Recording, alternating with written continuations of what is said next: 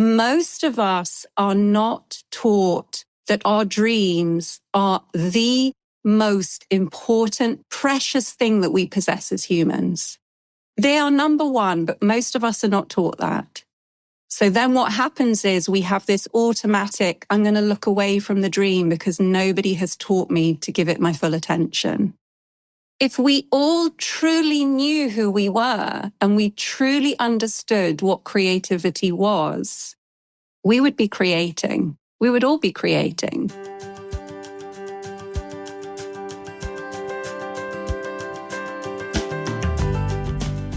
Welcome to The Whole Writer, a place where we talk about what it means to show up as a writer.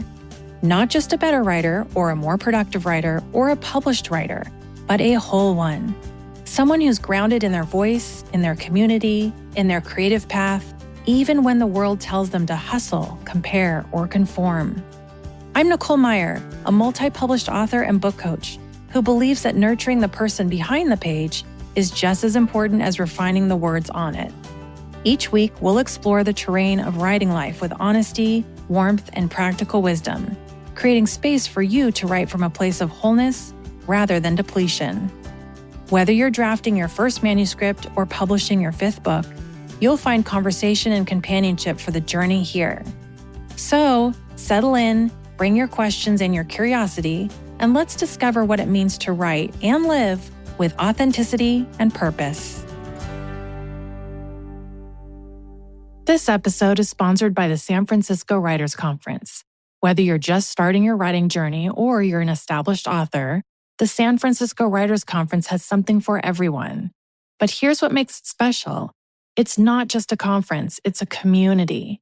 You get year-round engagement with masterclasses, Ask Me Anything sessions with industry pros, and writing contests.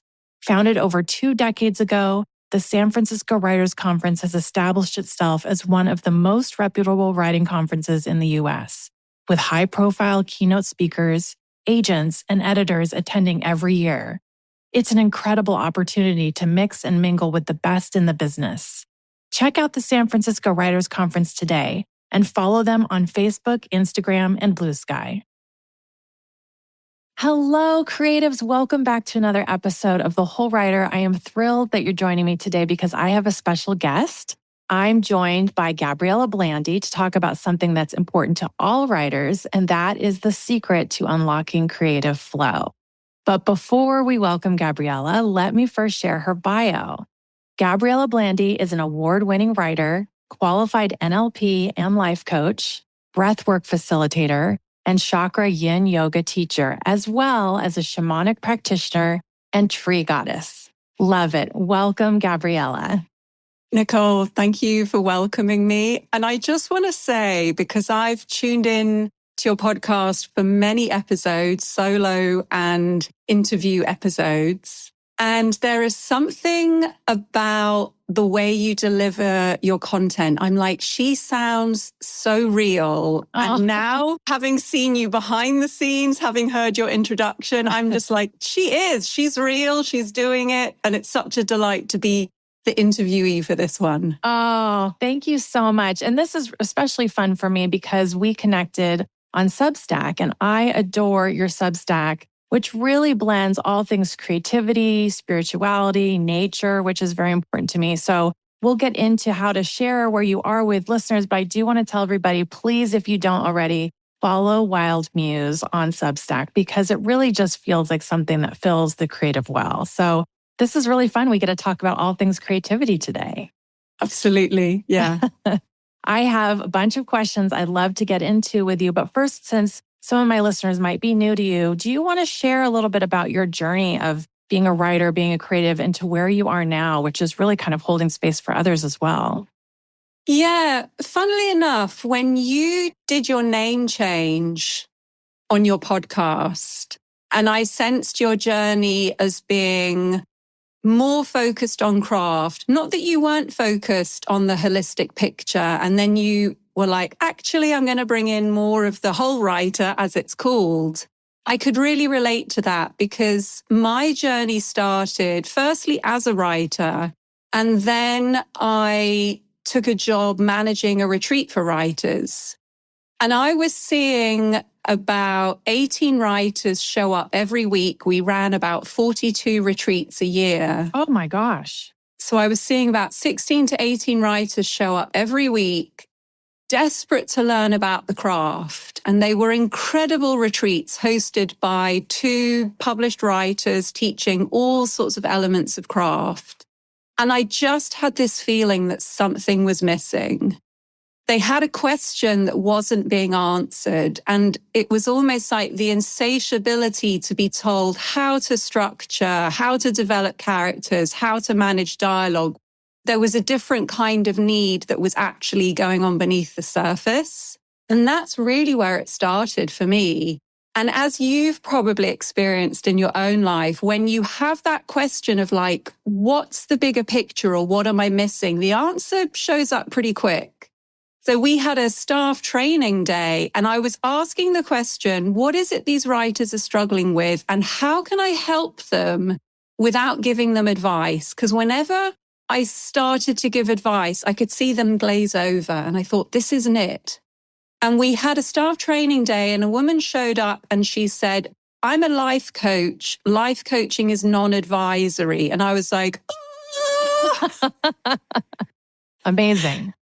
So we basically did a workshop on limiting beliefs. And I was like, oh, this is such a great place to start with writers. So I started with life coaching, with limiting beliefs. And I ended up in the middle of the forest, listening to the trees and learning about energy and creativity. So that was the start and the beginning. It is such a great point in my journey that you find me, like where so many things have come together.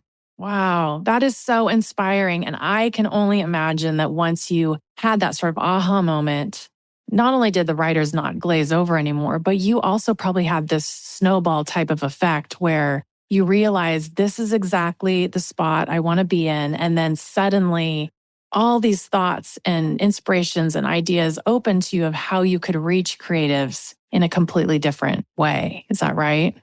Yeah. And also, very much in the way that you talk about your work as getting to be the person that you wished that you'd had. Yes. It very much felt that way for me. I was really modeling my ideal potential client on all of the things that I wish someone had been able to help me with. And what was so interesting is when I did my life coaching training, there was a part of me that was like, this is so simple. Really, I'm just going to ask these questions and fireworks are going to go off. But I remember coming back to the retreat and saying to my boss, I would like to run one life coaching workshop a week. And I did it in a group. So I asked the questions and people journaled their answers. And I must have run this workshop over 100 times in the duration that I was there at the retreat. And the first question was always, what's your dream? And without a doubt, there was at least one person in that room when I asked that question who started to cry. And that really signposted to me what it was about creativity and what really the struggle was about. There was something trying to come through and it was painful and scary and upsetting. And I was like, I am going to make it my mission to try to figure this out.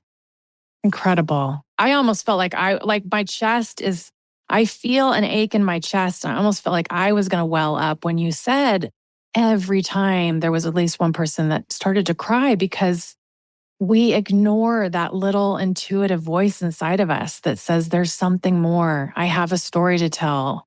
I've lost my voice, whatever it is. And you were able to give people permission to think about that. I think that's such a powerful word to say we ignore because in so many ways it's right. But I also want to say that it's almost like a little bit harsh on ourselves to use that word. And as part of my NLP training, language is everything. So for me, like when I'm being interviewed, just to pick a word and be like, let's talk about this for half an hour. But it can be so hard to say, why am I ignoring this? I can't believe I'm ignoring this. But it's to understand that the ignoring is happening in the body without us even being aware of it. It's the body choosing safety. That's all. Yes. Because most of us are not taught that our dreams are the most important, precious thing that we possess as humans. They are number one, but most of us are not taught that. So then what happens is we have this automatic, I'm going to look away from the dream because nobody has taught me to give it my full attention. That's really powerful.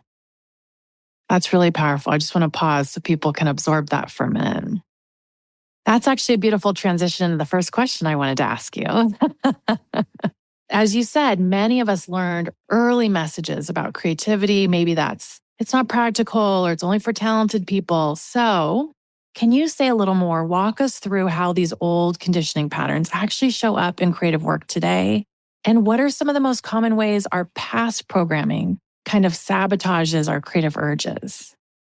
What I love is that word conditioning is becoming a lot more popular. I don't know about when you were doing your training, Nicole, but when I was doing my training, if I wanted to use the word conditioning, I had to make sure I was talking to a life coach because everybody else would be like, what are you talking about? Yes. But now it's like people are really beginning to understand this idea that we can be taught beliefs and opinions and values by other people and that that's going to shape our thinking. I want to take it a little bit deeper because when it comes to creativity, what's happening here is, firstly, we are not being taught what creativity is. So that in itself is a form of conditioning or like deconditioning. We've got this flow of something incredibly magical that passes through all of us, but we are being deconditioned to it. We're not being taught what it is, how to feel it, how to respond to it. On top of that, we are then taught that creativity isn't going to make us any money, that creativity can get us laughed at, creativity can get us sent to detention, that creativity can get us bullied, creativity can get people jealous of us. So we're taught lots of negative messaging around the thing that we're not even taught about in the first place. So we've got this mystical thing and our body has a sense that it's wrong, it's bad, it's something to be afraid of. And then as writers, we feel it. We sense something moving through us, something that wants to express. And we're afraid of it, but it's happening on such an unconscious level. So the way that it shows up, first and foremost, because we don't understand what creativity is and we're not taught how to have a relationship with it, the first way that it shows up, this conditioning around it, is patterns of procrastination. We want to follow a dream, but we don't. So what's happening here is the result of our conditioning. We've been taught do something else other than take action on this creative urge. So a lot of the time, that's what's happening with procrastination. It's not necessarily that we're putting the writing off. It's that we've learned this is what I do when I feel this creative urge. So some of that is to do with the conditioning that we received as women, and some of that conditioning is generational. So for women, it's keep house. It's be a really great wife. I can't tell you how many clients of mine are like, I don't get it. I want to write a book, but I'm just cleaning my house. That's so relatable to everyone listening.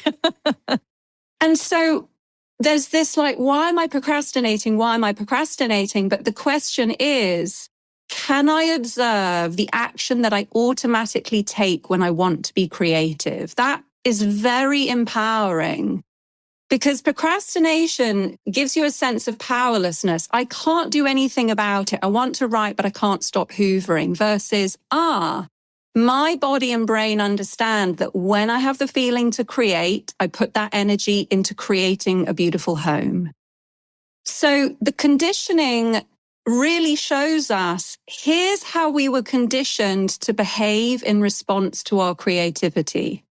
So whether that's to shut it down, whether that's to cook and clean, whether that's to scroll, whether that's to binge watch Netflix. All of these is how we've been conditioned to respond to our creativity. Firstly, because we weren't taught what it was.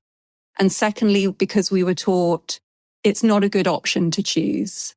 Right. I think that is cutting deeply to a lot of us listening, because on a surface level, we understand, yes, when I don't want to sit down to the work, to the page, I'm going to go do the dishwasher or whatever it is. But really, you're touching on a much deeper level is, can we recognize the conditioning and where this came from the first place? I don't think many of us have stopped to think about that and really reflect on it.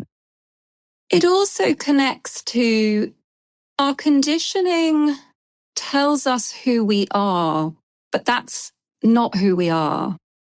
So I suppose the more correct way of saying it would be our conditioning tells us more about the person who's giving us the comment. So let's say I'm growing up in a household and I'm writing stories and I'm drawing pictures and my father says to me, "You're never going to make any money from that." I take that as personal. I take that as I'm not good enough. My urges are unsafe. Maybe this is something to be embarrassed about. Versus, this is telling me about my father. This is telling me that he's afraid of his creativity. He doesn't understand his creativity. But of course, we're too young to have that rational thinking. So then we grow up with this false perspective of who we are. So that's also another layer to the conditioning. I think it can be really common for writers to say procrastinate, because that's what we touched on before, and to think this is because I'm not committed, or this is because I'm not good enough, or I'm lazy. But what's happening here is we're the result of this conditioning that has given us a false perspective of ourselves.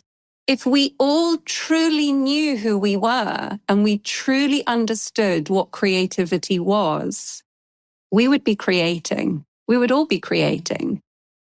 So again, the question to ask is, what false misunderstanding do I have of myself?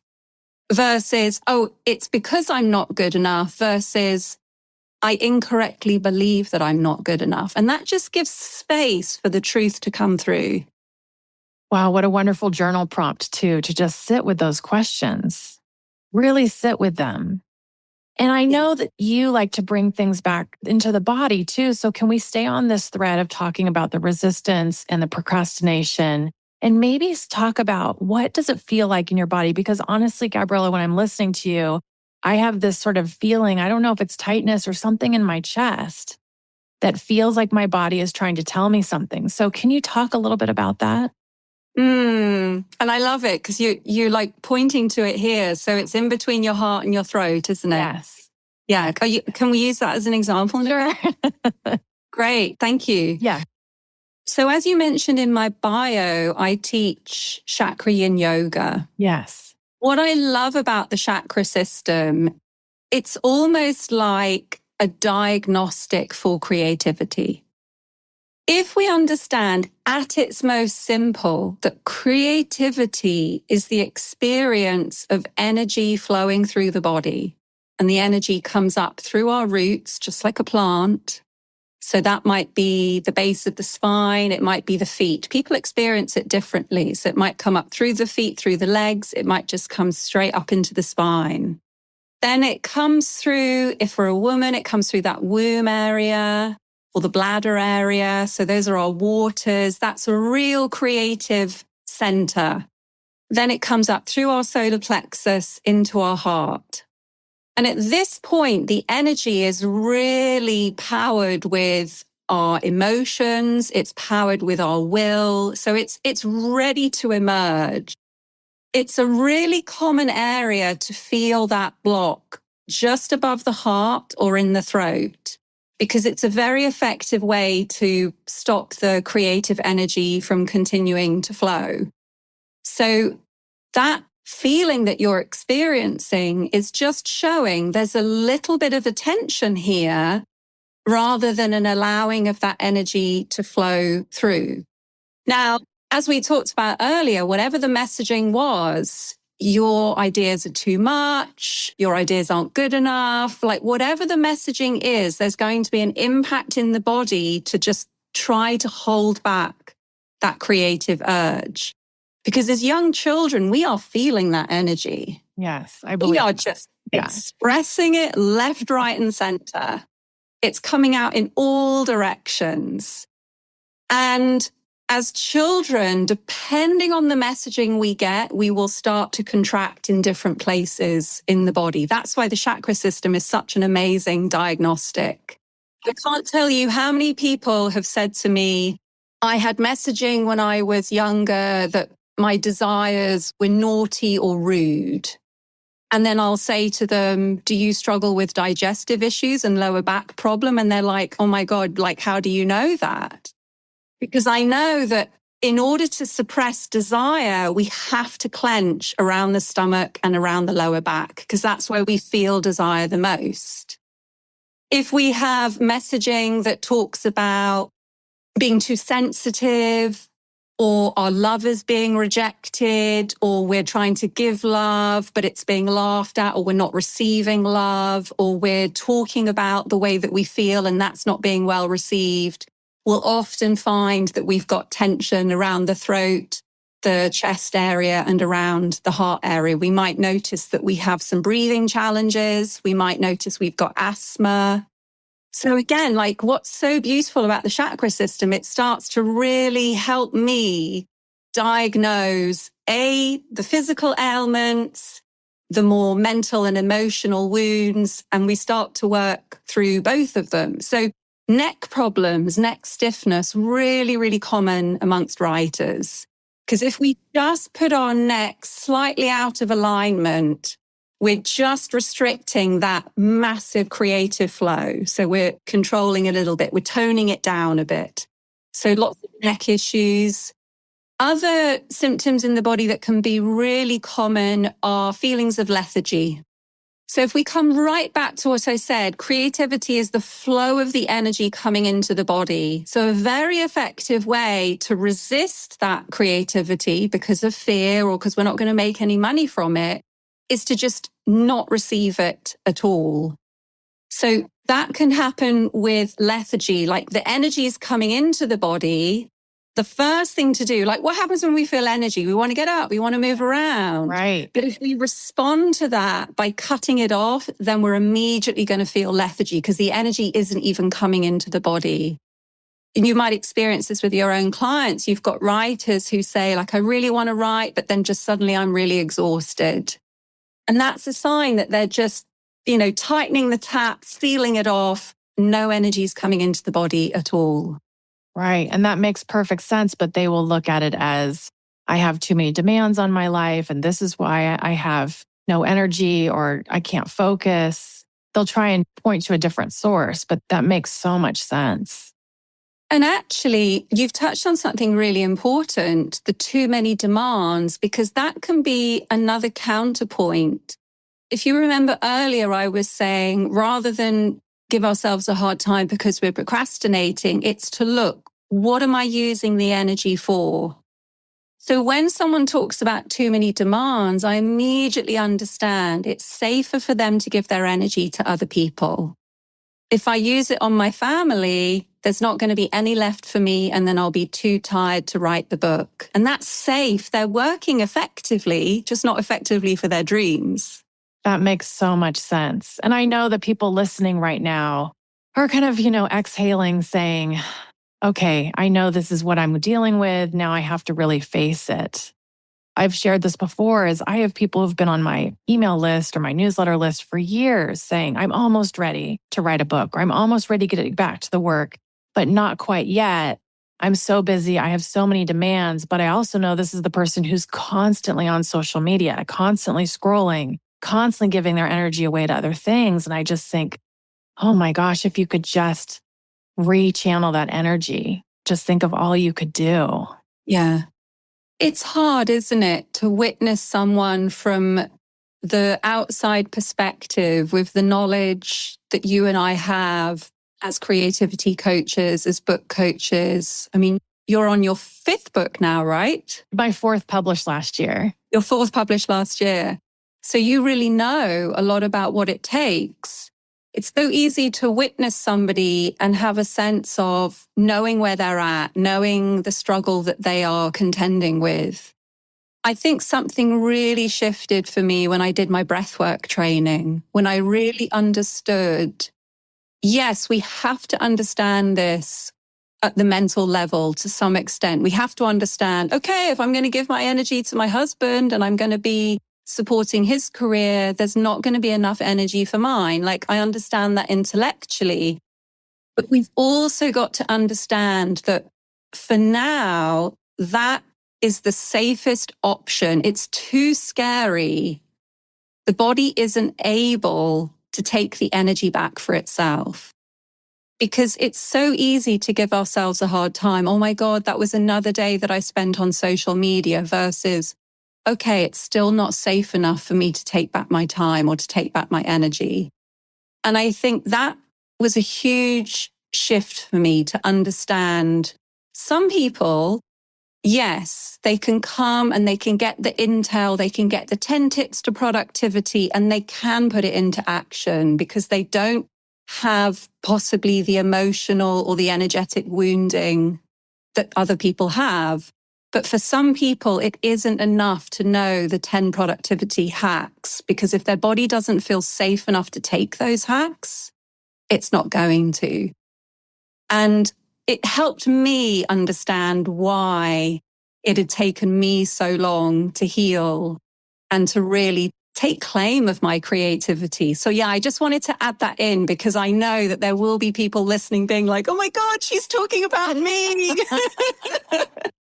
And it's like, yeah, if that's you and you've been on Nicole's list for 2 years and you really want to reach out to her, it will be safe to do that. It will be safe. Right. Well, I so appreciate you bringing that up because it's really important to know the difference between, like I brought it up earlier at the top of the call, the surface level sort of tips and hacks and things, and just the surface level why we're facing resistance versus going deeper. And now that you've touched on some of those reasons, the deep work that we have to do to identify the root causes of things.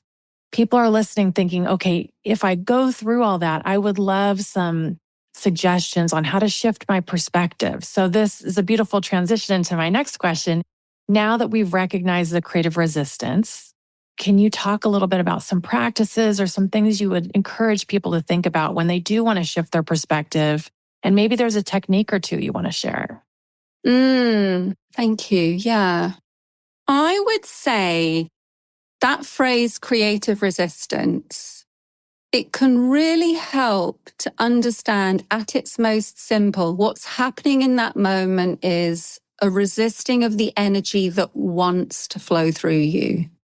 Because we can get tied up in a knot of like, why am I resisting? Or I know why I'm resisting, but I'm still resisting. But if we understand, there's energy that wants to flow through me. That's just how it is. It flows through me. It flows through you. It flows through trees. It flows through water. It's life force and it's just flowing everywhere unless we block it or we resist it.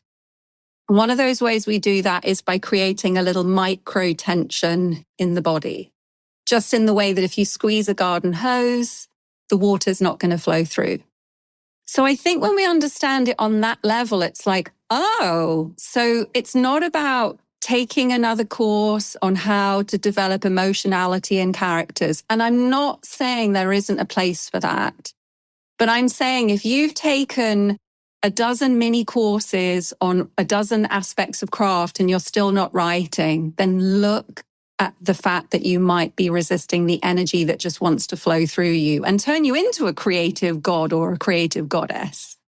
So that's the shifting of the perspective. It's not, I'm not good enough, I need another book or I need another course.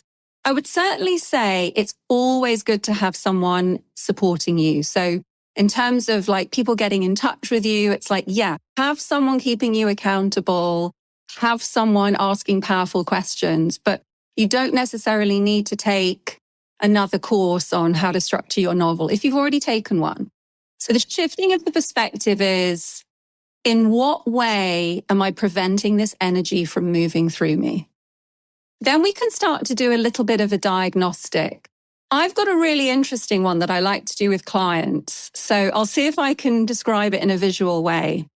So you're going to lie on your back and you're going to straighten your right leg. And you want the toes to be pointing upwards so the leg isn't sneaking out to the side. So the toes are pointing up to the ceiling. Then your left leg, you're going to bring the knee towards you. So the leg is at a right angle. So the thigh is pointing up and then the knee to the foot is perpendicular to the ceiling. You're going to hold that bent leg. Very simply, you're going to do clockwise and anti-clockwise circles with your ankle, 2 minutes on each side. Now, quite often what happens is we notice pain, discomfort, it becomes exhausting. That can be a really useful diagnostic to say there's little micro tensions in your ankles and that's preventing the energy from flowing up the body. So something like that, someone can do and they can be like, oh, I'm actually experiencing this. I'm experiencing where in my body there's a micro tension because a very simple ankle rotating activity is exhausting me. Now, again, notice if the mind is saying, well, it's a really tiring activity. I haven't moved my ankles for ages. Like the mind will justify it. But as you said earlier, when you were talking about this tension here between your heart and your throat, the body is trying to communicate. The body is saying, hey, you're holding me in tension, like ease up, let go. Another diagnostic, and this was something that I could relate to, is notice how often you catch yourself holding your muscles as if you need to go to the toilet. That can be another really common one. So I had to work with this for quite some time, and it was very strange when I first discovered it. This was in one of my first chakra yoga trainings. And I was like, I do that all the time. I'm like holding as if I need the toilet. And when I started to relax, there was this feeling of like, oh my God, what's going to happen? But I was like, there's nothing in my bladder. So that was a way for me. My conditioning earlier on was like, you're too much. So I was really holding myself there. And when I started to relax that area, oh my goodness, so much shifted for me, Nicole. It was ridiculous how much shifted. So learning to relax in that area can also be another really nice tool. Spending time in the bath as well, because water and flow can really help recondition the body to let go and to receive the energy that wants to flow through it. So that will be the third one I'll give. We looked at the two lower chakras because those are actually the most common to be blocked.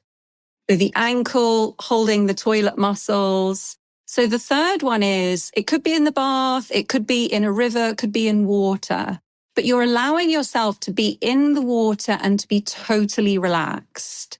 So it could be that if you're in a pool, you want to either hold on to the side or put some kind of flotation device on. And again, you're just noticing what happens when I try to be completely relaxed in water.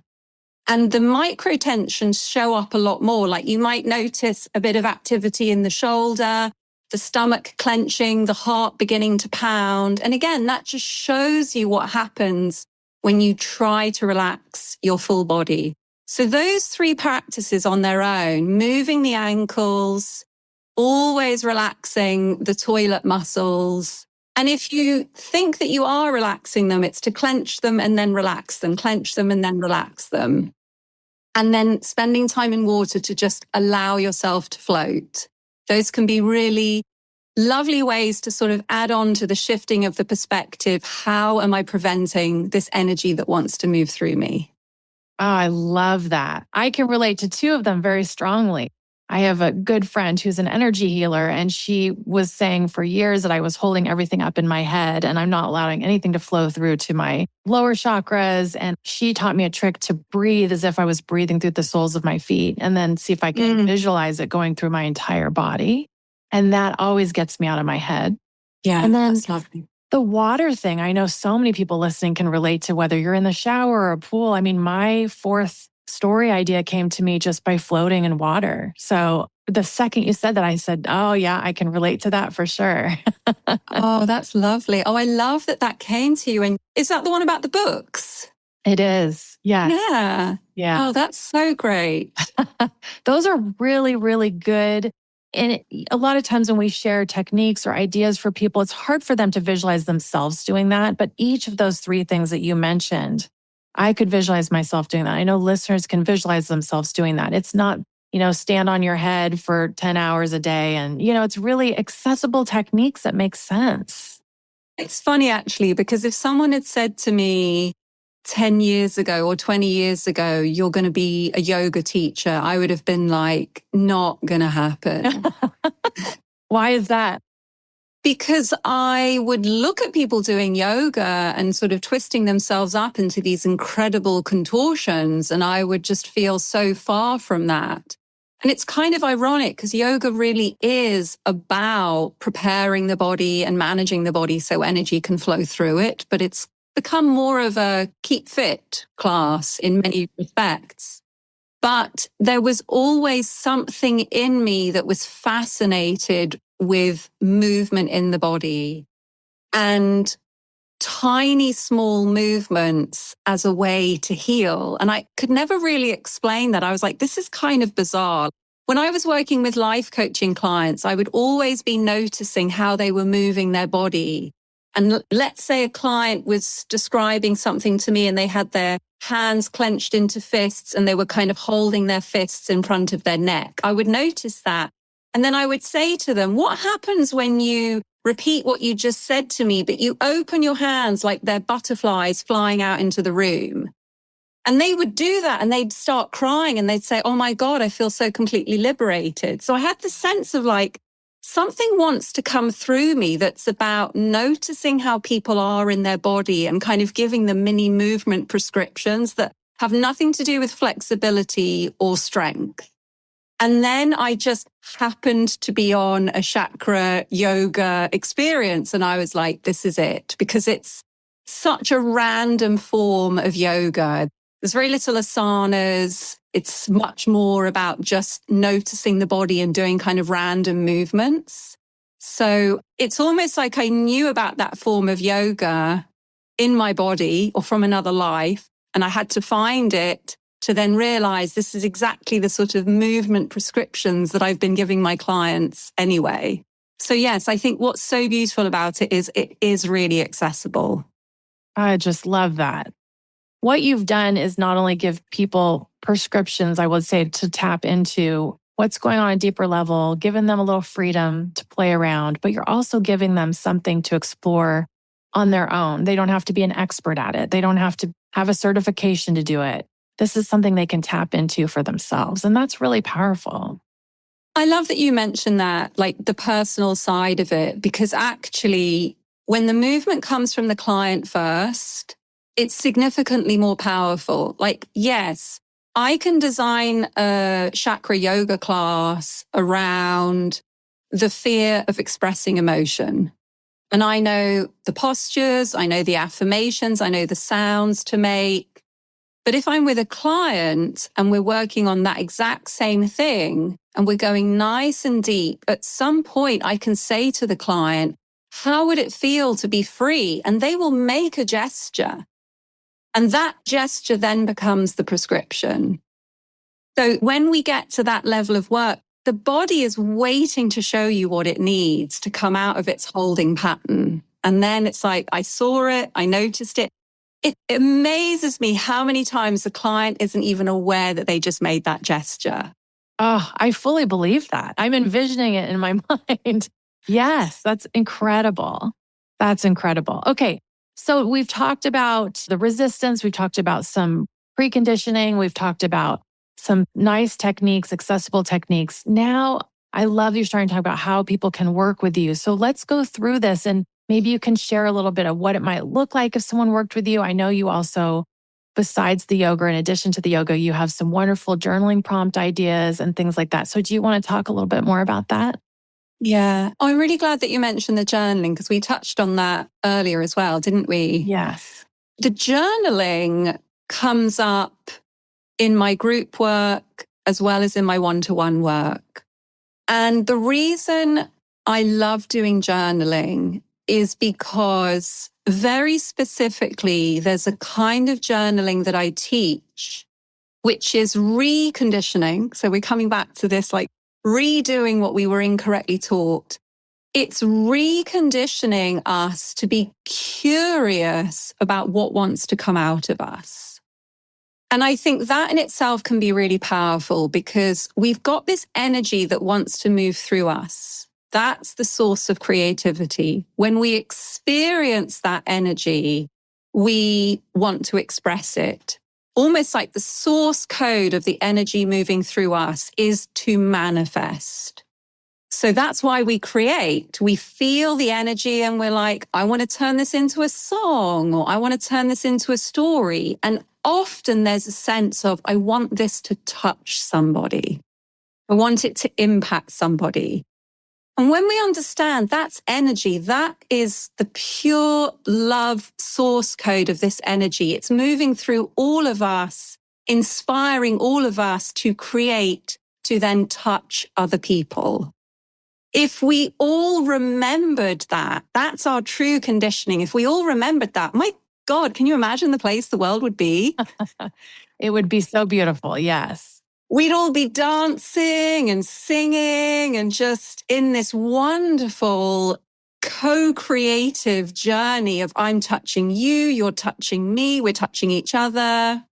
So what the journaling starts to do is it invites you to be curious about what's coming through you, what's moving through you. And it also starts to help you notice what's getting in the way of that. So for example, let's say I ask a question, which is, how might you welcome creative energy into your body? You said earlier, like, oh, these are great prompts that you could just sit with. So I'm like, yeah, these journaling prompts are not a kind of one and you're done. They're the kind of thing that you just want to sit with day after day for at least 28 days. So I start to journal. How might I welcome creative energy into my body? The first day I might be like, I haven't got the first clue. What an amazing piece of intel. Because if we come back to the principle that creative resistance is I'm preventing that energy from coming in, then I'm like, oh, I don't even know how to let it in. Oh, thank God. I thought that I was just a really crap writer. No, I just don't know how to let the creative energy into my body. So first of all, in our response to the prompt, it's giving us a huge amount of intel. And then the prompt is asking you, do you want to keep going, or are you going to allow this first roadblock? And that's the difference between a fixed mindset and a growth mindset. If I come to the prompt and I say, I don't know how to allow creative energy into the body, and that means I'll never know how, then we know that the mindset is fixed versus, oh, I remember Gabriela said, this is just telling you how you are now. So then we can start to bring our imagination in. Well, if I don't know how might I imagine allowing it into my body? Well, what if my toenails were like little doors and I imagined opening up my toenails and seeing the energy flowing in? And that to me is one of the saddest parts of our conditioning because we're told, oh, imagination, it's just make believe. It's something that isn't creditable. But I like to remind people, journaling teaches you that imagination can make you believe whatever it is you want to believe. That's so powerful. Yeah, when you look at it like that, the journaling is inviting you to help yourself make believe in the version of the life that is tapping you on the shoulder, asking you to be lived. So I love working with journaling prompts. If I'm running a workshop, they're very curated to start to relax the mind. They start to relax the body, and they start to really, through the writing and through the use of the imagination, they start to get that energy flowing. They start to bring insight. And then if I'm working one-to-one, what tends to happen is at the end of the session, because I've been watching the physical movements of my client, I've been listening, I can hear the journaling prompts within them that want to be asked. So I'll then hand over between 1 and 5, and I'll say, explore these every day until we meet. You know, that's my prescription. The side effects are terrific. You don't have to go to the pharmacy to do it. You just need to open your notebook. But yeah, that's what's so interesting about one-to-one is I will hear the journaling prompts that are going to set that client free, that are going to give them the creative freedom that they are craving. And it's always really understanding that main principle, which is what can we do to help the client rebuild that relationship with their creativity? That's really the core of it. And trust in themselves. I mean, just you giving that. I keep using the word permission, but permission back to them to trust themselves, to tap into their inner voice, to sit with their own journal prompts and see what kind of fun answers they get. They may have been so afraid to trust themselves before. And then you just saying, this is how we're going to do it together. And I mean, it's just so empowering. Yeah. And I love that you say permission again, because most of us didn't get that. Most of us didn't have someone looking over our shoulder saying, yeah, that's so silly. I love it. You can be as silly as you want to be. Or, yeah, that's just insanely creative. I don't know what you're going to do with that idea, but oh my God, like what a great idea. Like that permission, if we had that, the irony is if we had that permission right from the start, we'd all be millionaires from our creativity. Okay, I feel like everyone listening is just on the edge of their seat because this is what so many of us needed to hear today. So can you tell listeners how they can find you, how they can work with you, and all of the good information? Thanks, Nicole. Yeah. They can find me over on Substack, which is how you and I connected. And actually, I run a nature writing prize on Substack. So that's open at the moment. We've got prizes for first, second, and third place, but we also do run a long list as well. That's been judged by a really great UK literary agent this year. So that is very much looking at combining stories of nature and personal healing. So they can be fictional stories or they can be non-fictional stories. And the word limit is 2,000. And when does this go until? When is the deadline? The deadline is September the 15th. Okay, I'll tell all my clients. Yeah, so I launched the prize last year because there wasn't a space that was recognizing nature writing that talked about the magical connection that we can have with nature, the healing that can take place in nature. I just didn't see any places that were really offering credibility to people who are writing about personal development and nature. So I thought, well, you're meant to start it yourself if you can't see it. And last year's prize, oh my gosh, the entries were just so moving. I was like, I'm not alone. I'm not the only person who's having this wonderful experience in nature. It was such a great establishment of a lovely community. So that's all happening over on Substack for Wild Muse. Okay. I'm just in the final month of my group program, so I won't be starting another group program now until 2026. So the group program combines my teaching around safety and creativity. So that's looking at the nervous system and a lot of the wounding and the conditioning that's shut us down. We have a chakra yoga session every month and we have a breathwork session every month. And that runs from January until July. So it'll start up again next year. But I do have an online retreat coming up. So my online retreat's all about the dream. Why it hasn't been safe to dream, what's shut the dream down, how we can be better dreamers. It's 3 weekends. They're standalone, but I highly recommend coming on the full journey. Okay. So for that, the best thing for people to do is to subscribe to the Substack because I'm going to start. This is actually the first mention I've given of it this year. So I'll start talking about that next month. Okay. Yeah. Perfect.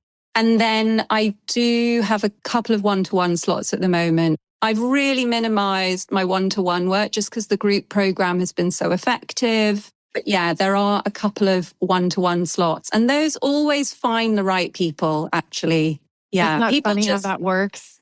People just know. Yeah. So if anyone's like, actually the kind of bespoke, I like the idea that this woman is going to notice the language I'm using and the way I'm moving my body and she's going to set me free. Absolutely. You cannot get that in a mass program with 300 people on a Zoom call.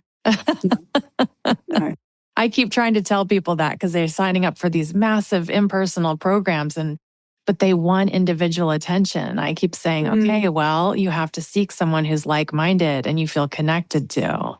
Yeah. I don't know about you, Nicole, but I never did, even if the content of a group program was great, if there were too many people, it wasn't right for my sensitive soul. I always needed to find a small container. I do love group, and I've always kept my group small for that very reason, because I will feel the group, but if there's more than 24 people in the group, then I stop being able to feel them. I agree with you 100%. Yeah. That's not what I do. Like for me, I need to sense the person. If I stop sensing them, then I know that that's not what I'm here for. I totally agree. Gabriela, this was an incredible conversation. I could have talked to you for 4 hours. I would have been happy for that. I know that my listeners will be very eager to sign up for all of the good things that come through your newsletter. And I know some of them are probably taking notes as they listen right now. So thank you so much for joining us. This was just a treat. Thank you for having me, Nicole. And thank you for your deep listening and your really juicy questions. Like you really just laid it all out for me. So I really appreciate the space that you held today. Good. Oh my gosh. Well, thank you, listeners, for tuning in. And thank you for just being here through the whole conversation, because to me, this was just a gem. I will see everybody next time on The Whole Writer.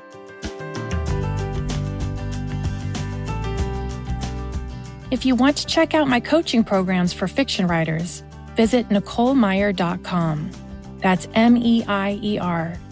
And if you like this episode, I'd love you to take a minute to leave a rating and review for this podcast. This will help more writers like you to discover the show and to get going on their writing journey. Thanks so much for listening. Until next time, happy writing, everyone.